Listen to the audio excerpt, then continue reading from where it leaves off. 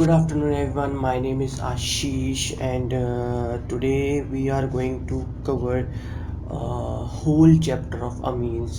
मैं कोशिश करूँगा कि मैं एक ही वीडियो में पूरा चैप्टर कवर अप कर सकूँ सो दैट आप लोगों के लिए बोर्ड पॉइंट ऑफ व्यू से ये वीडियोस काफ़ी इंपॉर्टेंट रहे। ठीक है, तो अगर हम लोग शुरू करें अमीन्स चैप्टर को, तो हमारे अमीन्स चैप्टर में बहुत कुछ खास रह नहीं गया है। ठीक है, तो मैं सबसे पहले कोशिश कर रहा हूँ कि ऑर्गेनिक को कवर करूँ सो दैट आप लोग ऑर्गेनिक को समझ सके, और अब जो भी आपके प्री बोर्ड और जो भी आपके स्कूल टेस्ट हो रहे हैं, आप लोग उसमें से जो भी अमीन्स के क्वेश्चन आ रहे हैं आप इजीली उसको अटेम्प्ट कर सकें। ठीक है, तो अगर हम लोग बात करें अमीन्स की, तो बहुत सारा सिलेबस रिड्यूस हो चुका है। ठीक है, मतलब पहले डाइजोनियम सॉल्ट हुआ करता था, नाइट्रो कंपाउंड्स हुआ करते थे, अब वो कुछ भी नहीं रहा, तो we are left with only amines. ठीक है, तो ये हमारा कुछ सिलेबस है जिसके अंदर हमारे पास रह क्या क्या जाता है। हम लोग के पास नोमेनक्लेचर, जो हम लोगों को कुछ खास फोकस नहीं करना, नोमेनक्लेचर आईयूपैक नेमिंग आप क्लास 11th में आप लोग कवर अप कर चुके हैं। हम लोगों को बात करनी है क्लासिफिकेशन के ऊपर। हाँ, इसमें हम लोगों को बात करनी है 1 डिग्री, 2 डिग्री और 3 डिग्री अमीन्स के बारे में। स्ट्रक्चर्स के बारे में बात कर लेंगे। सबसे पहले जब भी आप लोगों ने कभी भी ऑर्गेनिक के किसी भी चैप्टर को स्टार्ट करना है, अब हमारे पास टाइम नहीं है, तो हम लोगों को स्टार्ट किससे करना है, मेथड ऑफ प्रिपरेशन से। ठीक है, फिर फिजिकल और केमिकल प्रॉपर्टीज करेंगे और आइडेंटिफिकेशन ऑफ प्राइमरी, सेकेंडरी और टर्शरी अमीन्स का सबसे इंपॉर्टेंट क्वेश्चन है कि हम लोग कैसे डिस्टिंग्विश कर पाएंगे कि मेरे पास, अगर मेरे पास एक टेस्ट ट्यूब है जिसके अंदर 3 मेरे पास अमीन पड़े हुए हैं और मुझे नहीं पता कि क्या वो 1 डिग्री है कि 2 डिग्री है कि 3 डिग्री है, these are called as distinction test. कि मैं कैसे डिस्टिंग्विश कर पाऊँ कि मेरे पास टेस्ट ट्यूब में कौन सा अमीन पड़ा है। ठीक है, तो शुरू करते हैं हम लोग। ठीक है, अब देखो, मैं अगर बात बोलूँ कि अमीन्स को हम लोग क्लासीफाई किस बेसिस पे करते हैं, तो हम लोग पहले बताएं तो अमीन का एक डेरिवेटिव है अमोनिया का। अगर मैं बात करूँ अमोनिया के, अमोनिया इज NH3। ठीक है, तो मैं कह रहा हूँ कि मैं अगर अमोनिया का H हटाता जाऊँ और R ग्रुप इंट्रोड्यूस करता जाऊँ। अब R ग्रुप क्या होते हैं? R groups are alkyl groups. ठीक है, अगर मैं बात करूँ एल्केन्स की, एल्केन क्या होते हैं? CnH2n+2, राइट, जिससे आपकी मीथेन, इथेन, प्रोपेन, ब्यूटेन, ये आपकी फैमिली इंट्रोड्यूस होती है। और अगर इसमें से मैं एक H को रिप्लेस कर दूँ या फिर रिमूव कर दूँ, तो ये मेरा पार्ट बन जाता है CnH2n+1, right. This part is my alkane, तो ये पार्ट जिसमें से एक H चला गया, this is my alkyl part. Okay, तो अब मैं इसी को हम लोग केमिस्ट्री में, ऑर्गेनिक में R पार्ट से कह लो रिप्रेजेंट करते हैं। तो मैं अगर अमोनिया का जो कि ये कुछ था हमारे पास, मैं उसका H रिप्लेस करके एल्काइल पार्ट लगाता जाऊँ, तो मेरे पास तीन क्लासिफिकेशन आ जाती है मीन्स की, दैट इज़ 1 डिग्री, 2 डिग्री और 3 डिग्री मीन्स। फॉर एग्जांपल मेरे पास दिस इज सिंपल अमोनिया। अब मैंने इसका एक H रिप्लेस कर दिया, तो मैंने क्या लगा दिया, यहाँ पे एक R ग्रुप इंट्रोड्यूस कर दिया, तो दिस इज़ माई 1 डिग्री अमीन। अब मैं क्या करूँ, 2 R ग्रुप्स को इंट्रोड्यूस करवा दूँ, तो दिस इज़ माई 2 डिग्री अमीन। और लास्ट में अगर मैं 3 R ग्रुप को इंट्रोड्यूस करवा दूँ, तो this is my 3 degree amines. तो आप लोग देख सकते हैं कि मेरे पास प्राइमरी अमीन, सेकेंडरी अमीन और tertiary amines, these are the basically derivatives of your ammonia, जो कि हमारा NH3 होता है। ठीक है, अब नोमेनक्लेचर्स के ऊपर हम लोगों ने कुछ खास फोकस करना नहीं है, तो हम सबसे पहले स्टार्ट करते हैं प्रिपरेशंस ऑफ अमीन्स के ऊपर। ठीक है, अगर आप लोगों को नोट्स चाहिए होंगे कि जो ये मैंने खुद अपने हाथों से बनाए, अगर आप लोगों को चाहिए होंगे तो आप प्लीज़ कमेंट बॉक्स में मुझे बता दीजिएगा कि इस PDF को आप, हम लोग एक टेलीग्राम का ग्रुप बना लेंगे। ठीक है, तो मुझे ज़रूर बताइएगा कि आप लोगों को अगर इस नोट्स की ज़रूरत चाहिए होगी तो। ठीक है, तो स्टार्ट करते हैं प्रिपरेशन ऑफ अमीन्स के अंदर। हम सबसे पहले करते हैं रिडक्शन ऑफ नाइट्रो कंपाउंड। अब नाइट्रो कंपाउंड्स क्या होते हैं? अगर अगर मैं नाइट्रो वर्ड की बात करूँ, दिस इज़ बेसिकली RnO2। ठीक है, अगर मैं एक नाइट्रो बेंजीन ले लूँ और उसकी रिडक्शन करूँ, रिडक्शन मतलब एडिशन ऑफ हाइड्रोजन। ठीक है, हम हाइड्रोजन प्लेटिनम और प्लेटिनम या रैनी निकल की प्रेजेंस में करते हैं, these will act as a catalyst. ठीक है, तो आपके नाइट्रो कंपाउंड्स क्या करेंगे, आपका अमीन बना देंगे। कहने का क्या मतलब होता है? अगर मैं बात करूँ रिडक्शन की, तो रिडक्शन बेसिकली हमारा है क्या? रिडक्शन है एडिशन ऑफ हाइड्रोजन और रिमूवल ऑफ ऑक्सीजन। तो हम लोग यहाँ पर देखेंगे, देखो ये जो मेरा ऑक्सीजन है ये मेरा बाहर जाएगा, हाइड्रोजन इंट्रोड्यूस हो जाएगा, और तो फॉर्मेशन किसकी हो जाएगी मेरे पास फॉर्मेशन हो जाएगी NH2 की, which is basically called as aniline. इसको हम लोग किसका नाम दे देते हैं? एनिलीन का नाम दे देते हैं। तो ये हो गया आप लोगों का रिडक्शन ऑफ नाइट्रो कंपाउंड। ठीक है, तो ये पहली प्रिपरेशन होगी। दूसरी है सबसे इंपॉर्टेंट जो हमारे पास आती है, that is ammonolysis. What is ammonolysis? देखो, अमोनो मीन्स अमोनिया, ठीक है, और लिसिस माने होता है सेपरेशन। ठीक है, तो मैं अमोनोलिसिस का मतलब क्या हो गया कि मैं अमोनिया की हेल्प से किसी चीज़ को तोड़ रहा हूँ। अब वो जो चीज़ तोड़ रहा हूँ that is basically my alkyl halide, this is basically my alkyl halide. तो मैंने अमोनिया इंट्रोड्यूस किया एल्काइल हैलाइड में, तो मेरे पास क्या बन जाएगा, अमीन की फॉर्मेशन हो जाएगी which is called as ammonolysis. ठीक है, तो the process of cleavage of C X bond, C X bond मतलब एल्काइल हैलाइड का bond with ammonia is termed as my ammonolysis. ठीक है, तो यहाँ से आप लोग 1 degree amine, 2 degree amine as well as 3 degree amine को भी बना सकते हैं इस अमोनोलिसिस के मेथड से। पेपर में सीधा क्वेश्चन आता है नेमिंग रिएक्शंस के अंदर, जैसे नेम इसमें कैसे क्वेश्चन आएंगे, व्हाट इज अमोनोलिसिस, ऐसे। सेकंड हो गया हॉफमैन ब्रोमाइड डिग्रेडेशन, थर्ड हो गया आपका गैब्रियल फथैलामाइड रिएक्शन। तो तीनों नेमिंग रिएक्शंस आ गई और आप लोगों को सिंपल कुछ नहीं करना है। अगर अमोनोलिसिस हुआ तो आप लोग क्या लेंगे, आर एक्स लेंगे और उसके अंदर अमोनिया पास करेंगे, तो आप लोगों के पास क्या बन जाएगा, 1 डिग्री अमीन की फॉर्मेशन हो जाएगी। ठीक है, this is basically your ammonolysis. Now next is reduction of nitriles. देखो नाइट्राइल्स वर्ड हम लोग यूज़ करते हैं फॉर साइनाइड्स, हम लोग बेसिकली किसके लिए यूज़ करते हैं, साइनाइड्स के लिए यूज़ करते हैं। ठीक है, तो अगर मुझे रिडक्शन करनी, again reduction is basically addition of hydrogen, तो मैंने क्या किया, नाइट्राइल लिया RCN, ठीक है, मैंने उसकी क्या कर दी, रिडक्शन कर दी। रिडक्शन माने एडिशन ऑफ हाइड्रोजन, तो मैंने क्या किया, ट्रिपल बॉन्ड था, मैंने हाइड्रोजन को ऐड किया। हाइड्रोजन क्या करेगा, ट्रिपल को डबल में कर देगा। आप लोगों को पता है hydrogenation is basically used for the conversion of unsaturated hydrocarbons to saturated. तो ये आपका अनसैचुरेशन है, इसके अंदर ट्रिपल बॉन्ड है, तो जैसे ही हाइड्रोजन ऐड करूंगा तो अनसैचुरेशन सैचुरेशन में कन्वर्ट होती जाएगी। तो मैंने पहले हाइड्रोजन ऐड किया तो ट्रिपल टूटा डबल में, फर्दर हाइड्रोजन ऐड किया तो मेरा डबल टूटा सिंगल में। तो अगर मतलब मैंने टोटल नंबर ऑफ हाइड्रोजन कितने ऐड किए, मैंने 2 मोल्स ऑफ हाइड्रोजन को ऐड किया। ठीक है, तो मैं सिंपल भी लिख सकता हूँ RCN plus 2 moles of hydrogen will give me RNH2। और अगर आपको मैं अगर पूरे प्रोसेस के थ्रू देखना है तो आप लोग देख सकते हैं, पहले ट्रिपल टूटा होगा डबल बॉन्ड में, डबल बॉन्ड में फर्दर हम लोग हाइड्रोजन ऐड करेंगे तो मेरे पास क्या बन जाएगी, अमीन्स बन जाएंगी। ठीक है, now next is reduction of amides. Amides क्या होता है, देखो अगर मैं बात करूं RCONH2 की, this CONH2 part is termed as amide. ठीक है, तो मुझे रिडक्शन करनी है अमाइड की। तो बेसिकली अमाइड क्या होता है, अमाइड इज बेसिकली ये हम लोगों ने बात करी, this part is my amide. तो मुझे रिडक्शन करनी है, अगेन मुझे क्या करना है, addition of hydrogen in the presence of strong reducing agent such as lithium aluminium hydrate. आप लोगों के पास लिथियम एल्यूमिनियम हाइड्रेट आप यूज़ कर सकते हो, सोडियम बोरोन हाइड्रेट यूज़ कर सकते हो, कोई भी रिड्यूसिंग अच्छा रिड्यूसिंग एजेंट यूज़ करेंगे तो आप लोगों का अमाइड डायरेक्ट किस में कन्वर्ट हो जाएगा, आप लोगों की अमीन्स में कन्वर्ट हो जाएगा। तो आप लोगों की मेथड ऑफ प्रिपरेशन में सबसे पहले हम लोगों ने रिडक्शन ऑफ नाइट्रो कंपाउंड्स कर लिया, फिर अमोनोलिसिस ऑफ एल्काइल हैलाइड्स कर दिया, फिर रिडक्शन ऑफ नाइट्राइल्स कर लिया और रिडक्शन ऑफ अमाइड्स कर लिया। अब जो इस चैप्टर की सबसे इम्पॉर्टेंट जो रिएक्शन है दैट इज़ गैब्रियल फथैलामाइड रिएक्शन। अब गैब्रियल फथैलामाइड के अंदर हम लोग क्या करते हैं, हम लोग फथैलामाइड के अंदर पोटेशियम हाइड्रोक्साइड को ऐड करते हैं। पहली बात तो फथैलामाइड क्या होता है, देखो फथैलामाइड अगर मैं बोलूँ तो फथैलिक एसिड से बना है, फथैलिक एसिड होता है हमारा, दिस इज माय फथैलिक एसिड। ठीक है, अब मैंने इसको अमाइड में कन्वर्ट करना, हम लोगों ने क्या कहा था, दिस इज माई अमाइड। तो अगर यहाँ पर मान लो मेरा COH लगा तो यहाँ पर COH, दिस इज फथैलिक एसिड, तो मैंने क्या किया, यहाँ पर NH इंट्रोड्यूस करा के इसको अमाइड ग्रुप की फॉर्मेशन करा दी। तो ये मेरा कंपाउंड क्या एक्ट करता है, फथैलामाइड की तरह एक्ट करता है। अब मैंने इस फथैलामाइड के अंदर अगर पोटेशियम हाइड्रोक्साइड डाला तो पहले स्टेप में क्या होगा, देखो HOH बाहर हो जाएगा, पानी बाहर हो जाएगा और ये जो K है वो यहाँ पर इंट्रोड्यूस हो जाएगा। तो मेरा फर्स्ट स्टेप में ये चीज़ बनेगी। ठीक है, सेकंड स्टेप में हम इसके अंदर एल्काइल हैलाइड डालते हैं, तो होता है क्या, KX बार KCl KBr ये सब बाहर हो जाता है, R पार्ट इधर इंट्रोड्यूस हो जाता है। बिल्कुल सही, यहाँ पर इंट्रोड्यूस हो गया।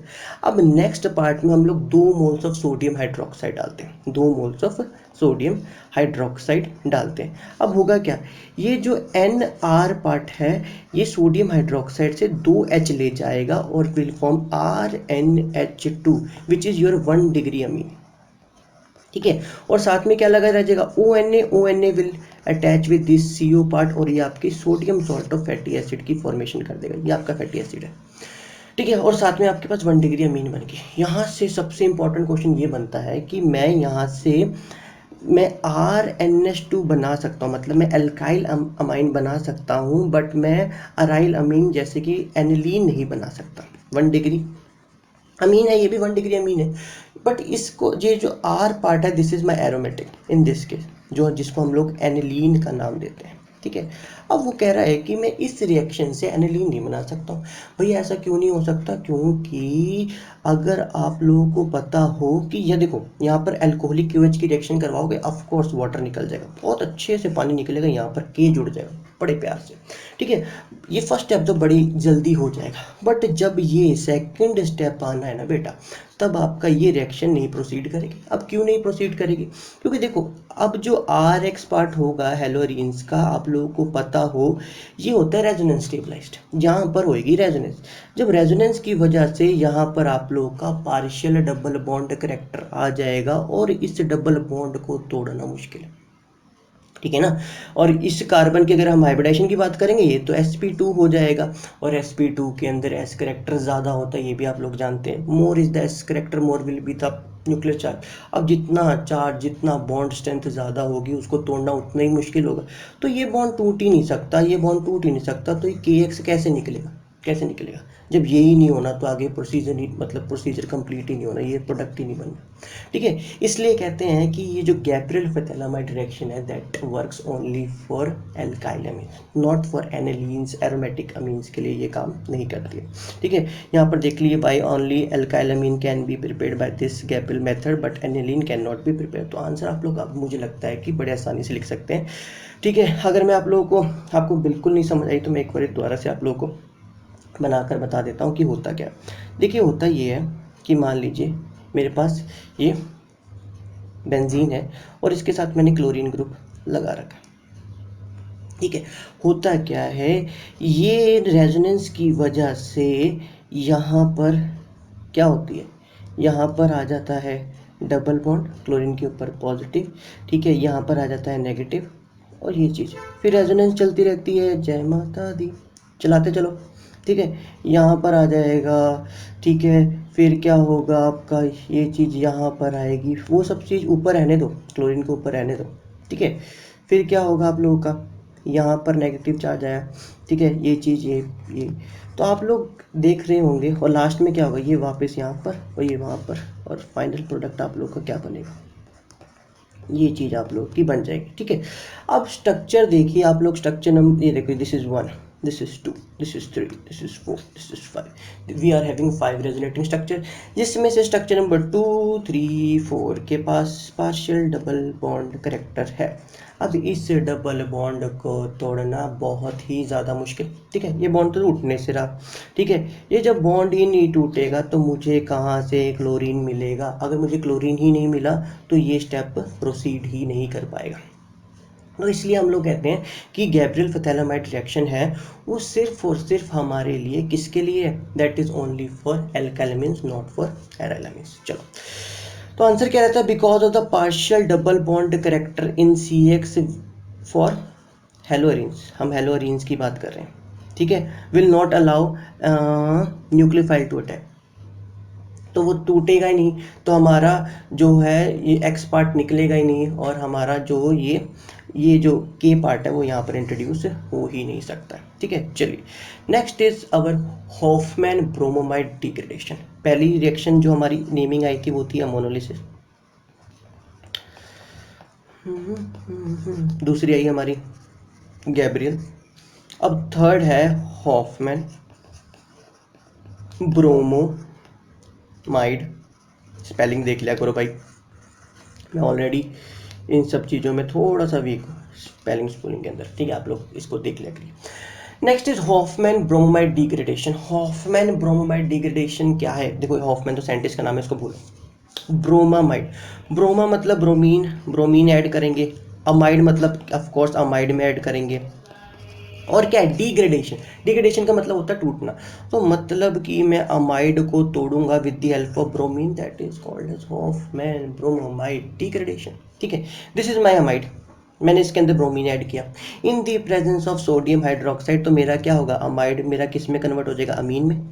Sodium will form sodium carbonate, ठीक है, sodium will form sodium bromide and water will be released. तो ये आप लोगों की कौन सी रिएक्शन हो जाएगी? Hoffmann bromamide degradation. चलिए नेक्स्ट, अब आता है इस चैप्टर में से जो मतलब सेकंड मोस्ट इंपॉर्टेंट क्वेश्चन। देखो, सबसे पहला तो गैब्रियल है और हॉफमैन है, ये सबसे पहली प्रायोरिटी मुझे मिलती है इस चैप्टर में से। अब अगर मुझे दूसरा क्वेश्चन अगर ढूंढना है इस चैप्टर से, तो वो आते हैं हमारे कौन से, रीजनिंग क्वेश्चंस, ठीक है। अब मैंने ये बोला कि जो अमीन्स हैं, these are the derivatives of ammonia. Ammonia, आप लोगों को पता है अमोनिया बेसिक इन नेचर होता है, राइट। अमोनिया बेसिक है क्योंकि उसके पास लोन पेयर है। हम लोगों ने लुईस कंसेप्ट पढ़ा है, जो बंदा इलेक्ट्रॉन को एक्सेप्ट करता है वो मेरा एसिड होता है, ठीक है। एक्सेप्ट एसी से याद कर सकते हैं, एसिड। जो एक्सेप्ट करता है इलेक्ट्रॉन को वो मेरे लुईस एसिड्स होते हैं। और जो बंदा भाई डोनेट कर सकता है वो कोर्स क्या होंगे, बेसिस होंगे। बिल्कुल सही। अमोनिया हमारा बेस है। अब जब अमोनिया बेस है तो उसका डेरिवेटिव, अगर मैं यहाँ पर आर पार्ट इंट्रोड्यूस करता जाऊँ, बट लोन पेयर थोड़ी छेड़ रहा हूँ मैं उसका। लोन पेयर तो अभी भी उसके सर के ऊपर ही है ना।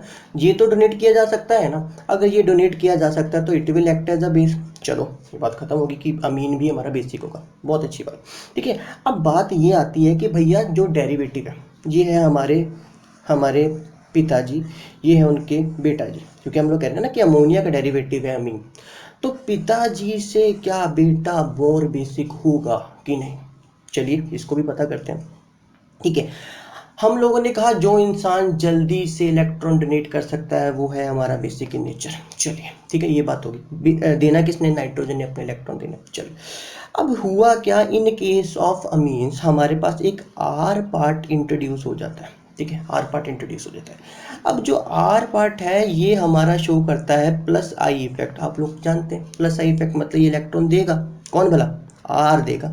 आर ने नाइट्रोजन को इलेक्ट्रॉन दिए, इलेक्ट्रॉन डेंसिटी नाइट्रोजन के ऊपर बढ़ा दी। तो मुझे आप लोग बताइए कि क्या ये ज़्यादा बेसिक होगा कि ये, ऑफ कोर्स ये बेसिक होगा भैया, क्योंकि इस केस में आपके पास एक आर पार्ट भी है। अब ये क्या करेगा, due two plus I effect nitrogen के ऊपर इलेक्ट्रॉन देगा, इलेक्ट्रॉन डेंसिटी नाइट्रोजन के ऊपर बढ़ेगी, जिसकी वजह से अब नाइट्रोजन बड़ी आसानी से इलेक्ट्रॉन डोनेट कर सकता है। अगर इलेक्ट्रॉन डोनेट कर सकता है तो वो आप लोगों का क्या हुआ, बड़ा अच्छा खासा बेस हुआ। तो अमोनिया और अमीन्स में से अगर क्वेश्चन आए कि कौन ज़्यादा बेसिक है, तो बेटा आप किसको टिक लगा कर आएंगे, अमीन्स को टिक लगा कर आएंगे और कहेंगे कि जो आर पार्ट है अमीन्स के पास, वो प्लस साई इफेक्ट देने की वजह से इलेक्ट्रॉन डेंसिटी को नाइट्रोजन के सर के ऊपर बढ़ा देता है, जिसकी वजह से बेसिक करेक्टर आप लोगों का इंक्रीज हो जाएगा। आप लोगों को सब कुछ यहाँ पर मिल जाएगा, ठीक है। अब बात करें अगर हम 1 डिग्री 2 डिग्री और 3 डिग्री अमीन्स के बारे में, तो उनमें से कौन सा होगा। अब तो सारी कहानी पता चल गई है, सारी कहानी है प्लस आई इफेक्ट की।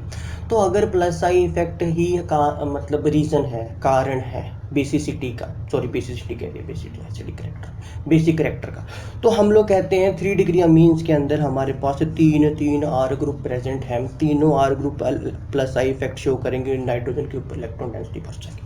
वो कहेगा कि बेटा मेरे से ले लो भैया, मेरे पास तो बहुत ज़्यादा हो गए। तो अब नाइट्रोजन अपने इलेक्ट्रॉन्स को डोनेट कर देगा। तो 3 डिग्री 2 डिग्री 1 डिग्री और अमोनिया में सबसे स्ट्रॉन्ग कौन होगा, ऑफ कोर्स 3, फिर 2, फिर 1, बिल्कुल सही। अब सबसे इम्पोर्टेंट क्वेश्चन बेटा ये आता है कि आउट ऑफ एनिलीन हम लोग अब कौन सा पार्ट इंट्रोड्यूस कर रहे हैं, एनिलीन एरोमेटिक अमीन, और अमोनिया में से कौन सा ज़्यादा बेसिक होगा। अब कश्मकश स्टार्ट होती है। ये वाले क्वेश्चन तो पता चल गए, प्लस आई इफेक्ट से आप लोग सारे आंसर लिखा होगा। अब जो मेन क्वेश्चन बचता है कि बेटा एनिलीन और अमोनिया में से बताओ, तो जाने, ठीक है। तो हम लोग कहते हैं कि इसको समझने के लिए हमें ब्रॉन्स्टेड लॉरी का कंसेप्ट एसिड बेस का पता होगा। तो वो बड़ी आसानी से हम लोग समझ सकते हैं इस क्वेश्चन को, ठीक है। ब्रॉन्स्टेड लॉरी जी कहते थे कि जो इंसान H पॉजिटिव देता है वो एसिड होता है। आप लोग कहोगे ये तो आर्यनियस ने भी कहा था, बट ब्रॉन्स्टेड लॉरी ने कहा जो H पॉजिटिव को लेता है वो बेस होता है। मतलब कहने का, जो रिएक्शन में H पॉजिटिव दे रहा है वो मेरा एसिड है, और जो मेरे H पॉजिटिव को ले रहा है वो मेरा बेस है, ठीक है। ये कहानी है। अगर ये बात आप लोगों को पता है तो आप लोग इस क्वेश्चन को बड़े आसानी से समझ सकते हैं। चलिए समझते हैं। कहता है जो हमारा एनिलीन है, जो हमारा एनिलीन है, after accepting H positive ion, after accepting H positive ion, मैंने H पॉजिटिव लेकर आया, इसने H पॉजिटिव को एक्सेप्ट किया और क्या बना दिया, एनिलीनियम आयन बना दिया, ठीक है। अब हम लोग क्या कह रहे हैं कि अब ये एनिलीन और एनिलीनियम में से कौन ज़्यादा स्टेबल है। अब देखो, अगर तो एनिलीनियम आयन स्टेबल है तभी तो वो H पॉजिटिव एनिलीन एक्सेप्ट करेगा, क्योंकि हर एक इंसान स्टेबल होना चाहता है ना। तभी H पॉजिटिव को लेकर आएगा जब तक उसको स्टेबिलिटी मिल रही है। अगर मुझे उसको स्टेबिलिटी ही नहीं मिल रही है तो क्यों वो किसी से H पॉजिटिव आयंस को एक्सेप्ट करेगा, ठीक है। तो हम लोग कहते हैं कि जो एनिलीनियम आयन है उसके पास तो सिर्फ 2 ही रेजोनेटिंग स्ट्रक्चर्स हैं, बट एनिलीन के पास 5 रेजोनेटिंग स्ट्रक्चर्स हैं। और आप लोगों को ये ज़रूर पता है, more is the resonating structures more will be the stability. ये आप लोग बहुत अच्छे से जानते हैं। क्या बोल रहा हूँ, जितने ज़्यादा रेजोनेटिंग स्ट्रक्चर्स होंगे उतनी ज़्यादा आप लोगों की क्या होगी, स्टेबिलिटी होगी। तो हम लोग कहते हैं एनिलीन ज़्यादा स्टेबल है as compare to anilinium ion. तो क्यों वो H पॉजिटिव एक्सेप्ट करेगा? अगर वो H पॉजिटिव एक्सेप्ट ही नहीं करेगा तो क्या वो बेस है? नहीं। तो आंसर आता है अमोनिया इस केस में ज़्यादा बेसिक है as compare to aniline, because after accepting H positive from, मतलब H पॉजिटिव अमीन ने जैसे ही एक्सेप्ट किया वो एनिलीनियम बनाता है। जैसे ही H पॉजिटिव एनिलीन ने एक्सेप्ट किया वो एनिलीनियम बनाता है, जो कि एनिलीन से कम स्टेबल है, बिकॉज उसके पास 2 रेजोनेटिंग स्ट्रक्चर्स हैं और एनिलीन के पास 5 रेजोनेटिंग स्ट्रक्चर थे। तो more is the resonating structures more will be the stability, ठीक है। ये बात आप लोगों को समझ लग गई होगी, ठीक है। अब यहाँ से आते हैं आप लोगों को ऑर्डर वाले क्वेश्चन। हम लोगों ने कहा कि भैया सारी की सारी जो बेसिक कैरेक्टर है वो डिपेंड करती है कि कौन ईजिली अपने लोन पेयर को डोनेट कर सकता है, ठीक है। अब हम लोगों ने कहा कि हम लोगों ने ग्रुप इंट्रोड्यूस कराने हैं। कौन कौन से ग्रुप इंट्रोड्यूस कराने हैं? 2 ही ग्रुप है हमारे पास। एक तो इलेक्ट्रॉन विड्रॉइंग ग्रुप, ये मैंने इलेक्ट्रॉन डोनेटिंग वाला बना दिया। या तो रिंग के साथ ऐसा ग्रुप लगाओ जो इलेक्ट्रॉन देता है या फिर इलेक्ट्रॉन खींचता है, ठीक है। मान लो ये मेरे पास एनिलीन है, ठीक है, NH2 RN, जो हमारा बेंजीन के सर के ऊपर NH2 लगा है, दैट इज एनिलीन। मैंने इसके साथ एक OCH3 ग्रुप लगा दिया, एक नाइट्रो ग्रुप लगा दिया। अब किसकी बेसिक कैरेक्टर ज़्यादा? तो मैं कहता हूँ जो मेरा नाइट्रो कंपाउंड है वो तो इलेक्ट्रॉन खींचता है। अब जब ये इलेक्ट्रॉन खींचेगा तो क्या होगा, इलेक्ट्रॉन डेंसिटी नाइट्रोजन के ऊपर कम हो जाएगी। अब सारी बेसिक कैरेक्टर डिपेंड्स अपॉन कि ये कौन जल्दी से अपना लोन पेयर डोनेट कर सकता है। जब इसने इलेक्ट्रॉन खींचना शुरू किए तो ये वाला पार्ट तो इसकी इलेक्ट्रॉन डेंसिटी कम होगी। अब क्या ये इलेक्ट्रॉन देगा? नहीं देगा। तो हम लोग कहते हैं जो इलेक्ट्रॉन विड्रॉइंग ग्रुप्स होते हैं वो आपकी बेसिक कैरेक्टर को डिक्रीज करते हैं। वो क्या करते हैं, आपके बेसिक कैरेक्टर को डिक्रीज करते हैं। तो सबसे ज़्यादा, और जो ऑफ कोर्स अगर विड्रॉइंग ग्रुप बेसिक कैरेक्टर को कम करें तो डोनेटिंग ग्रुप ऑफ कोर्स उसकी बेसिक कैरेक्टर को बढ़ाएंगे। क्यों? अब OCH3 अब ये इलेक्ट्रॉन देगा, ठीक है। अब जब इलेक्ट्रॉन देगा तो नाइट्रो के ऊपर इलेक्ट्रॉन डेंसिटी बढ़ जाएगी, बड़े आसानी से इलेक्ट्रॉन दिए जा सकते हैं। तो हम लोग कहेंगे अगर ये क्वेश्चन आ जाए और पूछे कि इनमें से बेसिक कैरेक्टर का ऑर्डर लिखो, तो सबसे नंबर 1 पे कौन होगा? ये, उसके बाद ये, और सबसे कम ये। खत्म कहानी। अब लास्ट टॉपिक इस चैप्टर का रहता है डिस्टिंक्शन टेस्ट से क्वेश्चन की प्रायोरिटी मैंने सबसे पहले नंबर 1 पे किसको रखी थी? गैब्रियल फेथलेमाइड को रखी थी, हॉफमैन ब्रोमाइड डिग्रेडेशन को रखी थी, और अमोनिलिसिस को पहले नंबर पे रखा। दूसरे नंबर पे इसको रख लो, डिस्टिंक्शन टेस्ट को। अगर इससे क्वेश्चन ऑफकोर्स बनने हैं, क्वेश्चन तो बनने। तो दूसरा जो प्रायोरिटी रहेगी वो रहेगी डिस्टिंक्शन टेस्ट से। हमारे पास 2 डिस्टिंक्शन टेस्ट है, एक है कार्बाइल अमीन टेस्ट और एक है हमारे पास निट्रस टेस्ट, ठीक है। कार्बाइल अमीन टेस्ट, हाँ, कार्बाइल अमीन टेस्ट बहुत इंपॉर्टेंट टेस्ट है, बट ये इतना कह लो कारीगर नहीं है। क्यों इतना कारीगर नहीं है? क्योंकि ये सिर्फ और सिर्फ बताता है कि अगर मेरे पास 2 टेस्ट ट्यूब हैं जिसके अंदर 1 डिग्री अमीन है और मेरे पास 2 डिग्री अमीन है, तो बता देगा कौन 1 डिग्री कौन 2 डिग्री। अगर मेरे पास 1 डिग्री और 3 डिग्री अमीन है तो वो बता देगा, ठीक है। और बट अगर मेरे पास टेस्ट ट्यूब पड़ी है 2 डिग्री और 3 डिग्री की, तब ये आपका कार्बाइल अमीन टेस्ट वर्क नहीं करेगा। क्यों नहीं करेगा ये भी सुन लीजिए।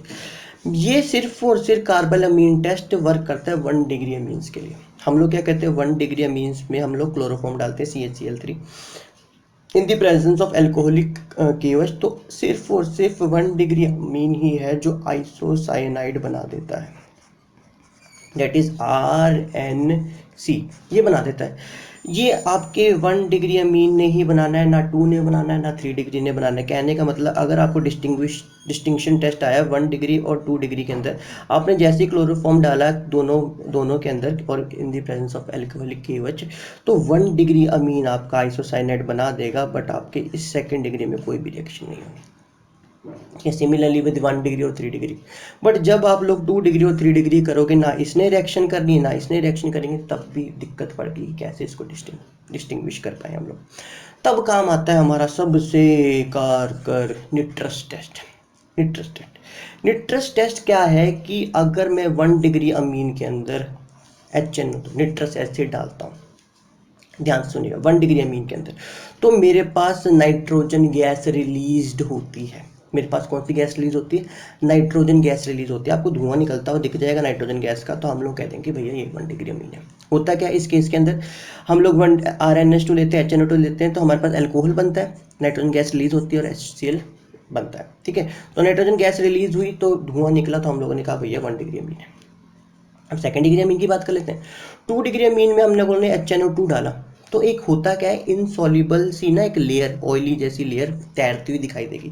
वो बेसिकली होता क्या है, जब हम 2 डिग्री अमीन लेते हैं, कहने का मतलब हम जब ये चीज़ ले रहे हैं, ठीक है, ये चीज़ ले रहे हैं, इसके अंदर हम जब हमने HNO2 डाला, तो हमारे पास एक इनसॉल्युबल ऑयल बनता है, ये बनता है डाइजोनियम सॉल्ट N2Cl की फॉर्मेशन होती है, NaCl की फॉर्मेशन होती है, और आप लोग की हाइड्रोजन गैस रिलीज होती है। ठीक है, ये जो N2Cl है ना, डाइजोनियम सॉल्ट, ये आपको तैरता हुआ आप लोगों को दिखेगा।